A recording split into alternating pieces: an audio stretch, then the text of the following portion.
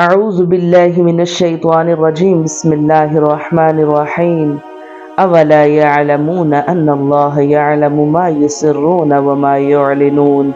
کیا یہ اتنی بات نہیں جانتے کہ اللہ جانتا ہے جو کچھ وہ چھپاتے ہیں اور جو کچھ ظاہر کرتے ہیں۔ وَمِنْهُمْ أُمِّيُّونَ لَا يَعْلَمُونَ الْكِتَابَ إِلَّا أَمَانِيَّ وَإِنْهُمْ إِلَّا يَظُنُّونَ، اور ان میں کچھ ان پڑھ ہیں جو کتاب کو نہیں جانتے مگر زبانی پڑھ لینا، کچھ اپنی طرف سے من گھڑت کر لینا، یہ صرف خیال و گمان میں پڑے ہوئے ہیں۔ فَوَيْلٌ لِّلَّذِينَ يَكْتُبُونَ الْكِتَابَ بِأَيْدِيهِمْ ثُمَّ يَقُولُونَ هَٰذَا مِنْ عِندِ اللَّهِ لِيَشْتَرُوا بِهِ ثَمَنًا قَلِيلًا فَوَيْلٌ لَّهُم مِّمَّا كَتَبَتْ أَيْدِيهِمْ وَوَيْلٌ لَّهُم مِّمَّا يَكْسِبُونَ، تو بربادی ہے ان لوگوں کے لیے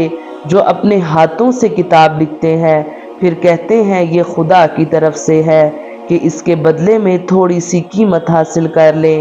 تو ان لوگوں کے لیے ان کے ہاتھوں کے لکھے ہوئے کی وجہ سے ہلاکت ہے اور ان کے لیے ان کی کمائی کی وجہ سے تباہی و بربادی ہے۔ اس سے معلوم ہوا کہ حق پوشی اور سرکار دو عالم صلی اللہ علیہ وآلہ وسلم کے اوصاف کو چھپانا اور ان کے کمالات کا انکار کرنا یہودیوں کا طریقہ ہے۔ وَقَالُوا لَن تَمَسَّنَا النَّارُ إِلَّا أَيَّامًا مَّعْدُودَاتٍ قُلْ أَتَّخَذْتُمْ عِندَ اللَّهِ عَهْدًا فَلَن يُخْلِفَ اللَّهُ عَهْدَهُ أَمْ تَقُولُونَ عَلَى اللَّهِ مَا لَا تَعْلَمُونَ، اور بولے ہمیں تو آگ ہرگز نہ چھوئے گی مگر گنتی کے چند دن۔ اے حبیب تم فرما دو کہ تم نے خدا سے کوئی وعدہ لیا ہوا ہے؟ اگر ایسا ہے پھر تو اللہ ہرگز وعدہ خلافی نہیں کرے گا، بلکہ تم اللہ پر وہ بات کہہ رہے ہو جس کا تمہیں علم ہی نہیں۔ بلا من کسب سیئۃ وأحاطت به خطیئتہ فأولئک اصحاب النار هم فیہا خالدون، کیوں نہیں جس نے گناہ کمایا اور اس کی خطا نے اس کا گھیراؤ کر لیا تو وہی لوگ جہنمی ہیں، وہ ہمیشہ اس میں رہیں گے۔ اس آیت میں گناہ سے شرک و کفر مراد ہے، احاطہ کرنے سے یہ مراد ہے کہ نجات کی تمام راہیں بند ہو جائیں اور کفر و شرک ہی پر اس کو موت آئے۔ والذین آمنوا وعملوا الصالحات اولئک اصحاب الجنۃ هم فیہا خالدون، اور جو ایمان لائے اور اچھے کام کیے وہ جنت والے ہیں، انہیں ہمیشہ اس میں رہنا ہے۔ وَإِذْ أَخَذْنَا مِيثَاقَ بَنِي إِسْرَائِيلَ لَا تَعْبُدُونَ إِلَّا اللَّهَ وَبِالْوَالِدَيْنِ إِحْسَانًا وَذِي الْقُرْبَى وَالْيَتَامَى وَالْمَسَاكِينِ وَقُولُوا لِلنَّاسِ حُسْنًا وَأَقِيمُوا الصَّلَاةَ وَآتُوا الزَّكَاةَ ثُمَّ تَوَلَّيْتُمْ إِلَّا قَلِيلًا مِّنكُمْ وَأَنتُمْ مُعْرِضُونَ، اور یاد کرو جب ہم نے بنی اسرائیل سے عہد لیا کہ اللہ کے سوا کسی کی عبادت نہ کرو اور ماں باپ کے ساتھ بھلائی کرو اور رشتہ داروں اور یتیموں اور مسکینوں کے ساتھ اچھا سلوک کرو اور لوگوں سے اچھی بات کہو اور نماز قائم رکھو اور زکوٰۃ دو، لیکن پھر تم میں سے چند آدمیوں کے علاوہ وہ سب پھر گئے اور تم ویسے ہی اللہ کے احکام سے منہ موڑنے والے ہو۔ اچھی بات سے مراد نیکی کی دعوت دینا اور برائیوں سے روکنا ہے۔ نیکی کی دعوت میں اس کے تمام طریقے داخل ہیں، جیسے بیان کرنا،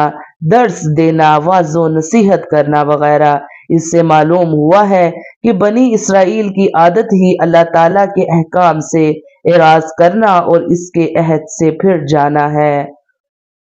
وَإِذْ أَخَذْنَا مِيثَاقَكُمْ لَا تَسْفِكُونَ دِمَاءَكُمْ وَلَا تُخْرِجُونَ أَنفُسَكُمْ مِنْ دِيَارِكُمْ ثُمَّ أَقْرَرْتُمْ وَأَنْتُمْ تَشْهَدُونَ، اور یاد کرو جب ہم نے تم سے عہد لیا کہ آپس میں کسی کا خون نہ بہانا اور اپنے لوگوں کو اپنی بستیوں سے نہ نکالنا، پھر تم نے اقرار بھی کر لیا اور تم خود اس کے گواہ ہو۔ ثم انتم هؤلاء تقتلون انفسكم وتخرجون فريقا منكم من ديارهم تظاهرون عليهم بالإثم والعدوان وإن يأتوكم أسارى تفادوهم وهو محرم عليكم إخراجهم أفتؤمنون ببعض الكتاب وتكفرون ببعض فما جزاء من يفعل ذلك منكم إلا خزي في الحياة الدنيا ويوم القيامة يردون إلى اشد العذاب وما اللہ بغافل عما تعملون۔ پھر یہ تم ہی ہو جو اپنے لوگوں کو قتل بھی کرنے لگے